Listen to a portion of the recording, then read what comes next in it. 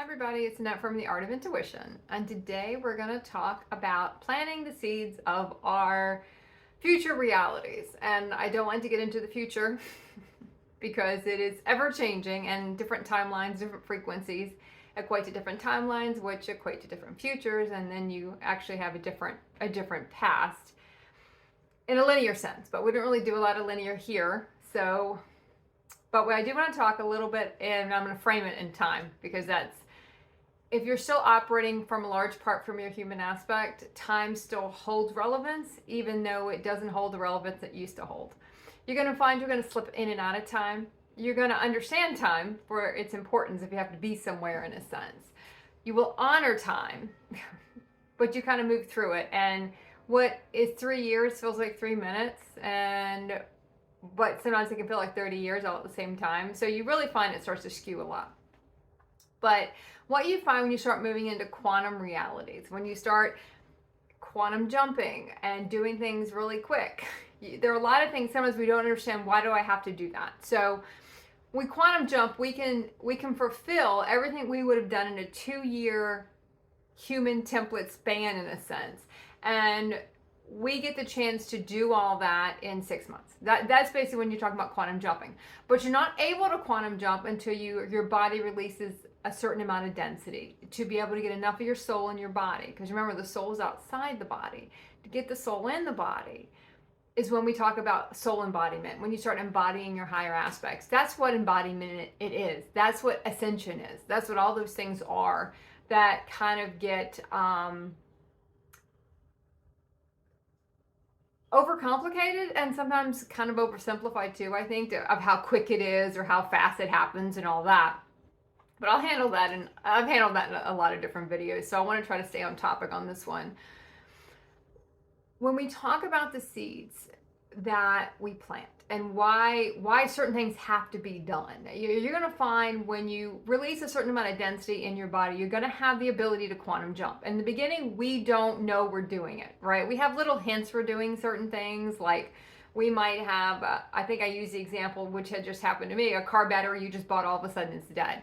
I've heard people talk about fruit they bought a couple hours ago and now it's molded. You can talk about different things that should have taken that should have taken a couple years to complete, or that should have been a longer amount of time, and all of a sudden it's just wrapped up in no time at all. And you have a lot of stuff all at once, where when we're in our human existence, it feels like in a sense everything kind of happens slowly and we don't understand that we're the person holding it up.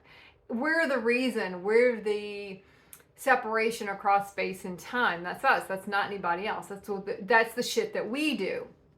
We hold shit up all the time. But the more soul embodiment you do, and the more and then that's a very organic process. You hold the consciousness, and the consciousness starts to kind of permeate through the body, and you have to release what's not that consciousness. You have to release it from your DNA. You have to release it from your cells. You also have to release the realities that you're playing in, that you created, because we all created a lot of distortions, that we're not being that. If you're embodying in a Christ energy, anywhere you're not holding that energy in a reality, you're going to be forced to either close out that reality or shift to where you are holding that. And if you are holding that in that reality, and that reality is not going to support that aspect, in a sense where the whole point of that reality is for you to show that aspect, and the minute you show that aspect, the reality collapses. So we get into a lot of things that at the time feel like they don't matter as much, when we're in our mundane, and I'm going to call it very mundane because it's a very linear, strict existence. Our human aspect sees such a small facet of everything. It really sees nothing at all. It doesn't really equate everything in our reality. It doesn't show us all the clues we leave ourselves. All the hints at the next reality. It doesn't show us any of that stuff. It shows it to us, but we can't comprehend it, until you start opening up more quantumly to really read your field. You get that quantum expansion, you get that solar expansion, you get that soul expansion where you can actually, your soul gets in the body and everything starts opening up. You start to feel more, see more. You understand why things had to play out a certain way. You understand how certain things led to other things. I was watching Manifest, the last season of Manifest on Netflix, and there was a character on there that was kind of transcending time and space, and all of a sudden he could see everything. You know, everything kind of collapsed into one, where he could see all the almost, you know, almost maybes. I don't know why that song's coming to my head, but yeah, all those almost times he almost met this person he ended up falling in love with. He's like, oh, I almost met you so many different times, and I can see those now because I can now see the whole thing. Because he's at a higher consciousness, he can now see everything.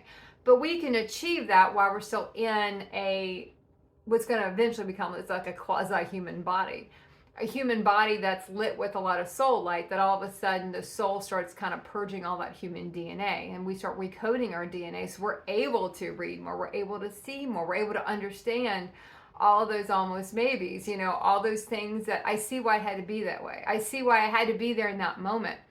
And we've talked before about just being in someone's presence, your fields exchange information. You know, your fields exchange how everything's going. You know, can we actually make a reality work? Well, I don't know. Let's exchange all the information. Let's see what's not going to line up energetically, frequency wise. We have to be at a certain frequency for this reality to take place. And if you're not there yet, then you go away and do your stuff, and this person goes away and does their stuff, and it'll could be a coming back together at some point. And that's what we see a lot and understand more when we start planting seeds. When we get more into our soul realities, you know, we start living those realities, we can see things that we did 4, 5, 6 years ago start to come back in, sometimes a couple years ago. And I'll see a lot of people call it like, oh, you're planting seeds, but they talk more about it in a human spin on it, where our human wants instant gratification, right? And I got so sick of hearing that term. You hear a lot of people talk about that. You read a lot about it in books. And you get so tired of, oh my God, I'm always planting a seed, but when do any of these seeds actually bloom? You know, when does any of this stuff actually start to happen? And it's a frustration. And that frustration comes from our human aspect. The frustration comes from us wanting that instant thing, you know, and if our human doesn't see it instantly, we immediately think nothing is happening, you know, nothing is going on. When we start to look at it on a quantum sense, we start to understand that a lot of these realities and things we do here and there, people we meet here in this place, and we meet over here, they can come back in later. You can be building a reality with these people years in advance just from one interaction, sometimes more than one interaction. But basically you're planting the seed for people. You know, you're showing people what you are, you're showing people who you are. And a lot of these things can't come in until they're at that frequency where they're open to that frequency you were at when you first met them. You can think about it in those terms too. It doesn't mean we don't have stuff to do in the meantime, because we always have other stuff we're going to be doing. But a lot of times these things come back around. One, when we're in a place to actually assist that person, and two, when they reach the frequency where it's important. You know, I see a lot of people that I've met throughout the years that didn't value a lot of the stuff that I didn't value a lot of the stuff I said at the time. And that's typical, because when I was in the space they were in, I didn't value it either. You know, I didn't think it was important. I didn't really deem it as something that was so transformational. When people are in different frequencies and you're exposed to different frequencies, what that can bring forth for you. And even if you never spoke to these people, it doesn't really matter, because your presence speaks for you.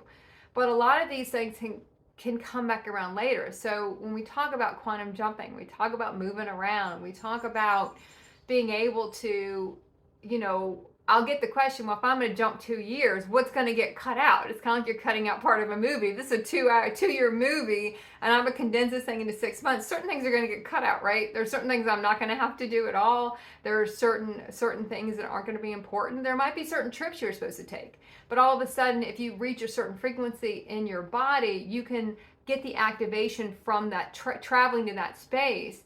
But you don't actually have to take your body there anymore. Maybe you felt like in that 2-year span, if we're going to do a 2-year jump and we're going to do it in 6 months, maybe part of that 2-year jump, you're supposed to go to Egypt.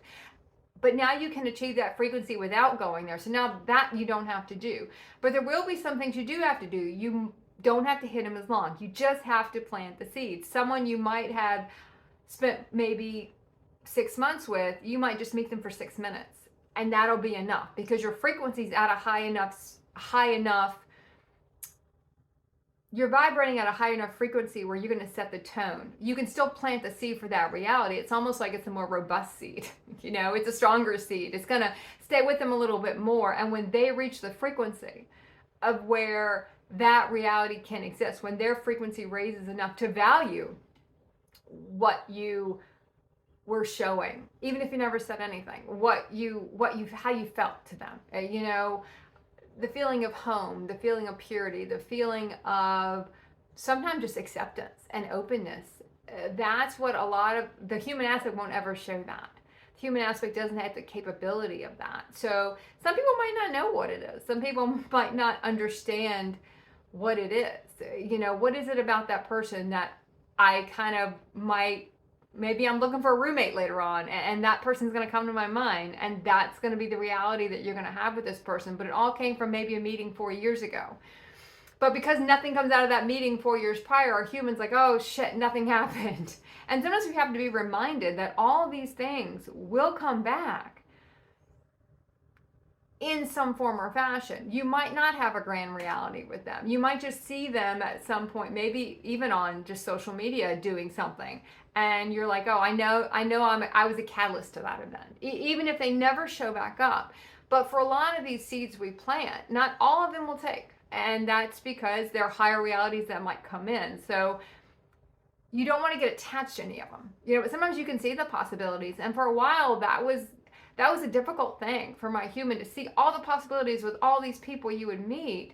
But there was so much human stuff in the way, it just wasn't going to happen in that moment. And no matter how much you would try to align it or realign it or all the stuff that we try to do, and we're kind of in that frequency, it's like it's not going to work because I'm not in the frequency that they really need or for assistance in that time, really, and they're not in the frequency to even value it at all.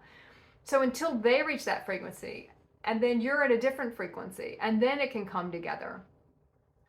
And you can meet them at their frequency, not us going down to that frequency if you're at you're not from a comparison. I always don't like to get into higher and lower because the human wants to compare that. We don't go down to that frequency, but we remain at our frequency to pull them up higher. But if they're not at a frequency to even be open to that, then they're not going to see the value. But you're just opening them up. You're also activating their field. You're activating them to consciousness. You're activating them to higher consciousness. We can have a profound effect on people we meet for 20 seconds. It doesn't have to be this big thing. It doesn't have to be this huge human experience. Our human's going to want the physical thing, this big physical, I met this person, then I got this job right away. I met this person, then this happened immediately. I fell head over heels in love with this person I knew for 2 minutes. Our human wants that. The human wants a hook at the end. Our human wants to know what happened then. What happened. And sometimes it doesn't happen right away. And I'll be a testament to say most of it doesn't happen right away. A lot of these realities take a long time to come in because we do, in a way, we work from the future. And when you reach a certain frequency, you can see the whole thing. And you are working from the future. It's almost like in the future, we can have a reality together, but they're not ready for that yet. And normally that also means I'm not ready for that either yet. I have to be at a certain place to really be able to hold my own in that reality. Normally we have to be able to hold our highest all the time, depending on who you're going to be dealing with in that reality. So there might be a time when you first meet that person, if I have a lot of stuff to work through and holding my own, then I can't serve the purpose, the role I'm going to need to serve in that reality for them. And they're not the frequency to even comprehend it or a frequency to even want it. So, and that can take time. We know how long it takes for us to get to different frequencies. We know how long it takes for us to move up and to work through our stuff. And everyone else has to do the same thing. We're not the only people doing this for ourselves. Everyone's going to be doing it when it's their time. And we might meet a lot of people and it's just not their time yet. But their time will come. So even if you haven't seen people for a while, or you thought a reality was going to come in years ago and it never did, you never know.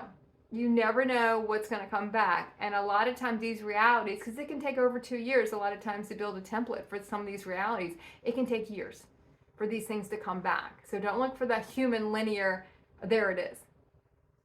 Be open to, it's just a seed. We'll see where it goes, and just be impressed with the possibilities. Be excited about the possibilities. But don't get too attached where it has to be. It has to be that person. It has to be that one thing I did. There'll be a lot of things we're going to do. But start to really connect the nonlinear things together. That's where the fun really does begin. Okay. Keep practicing the art of intuition.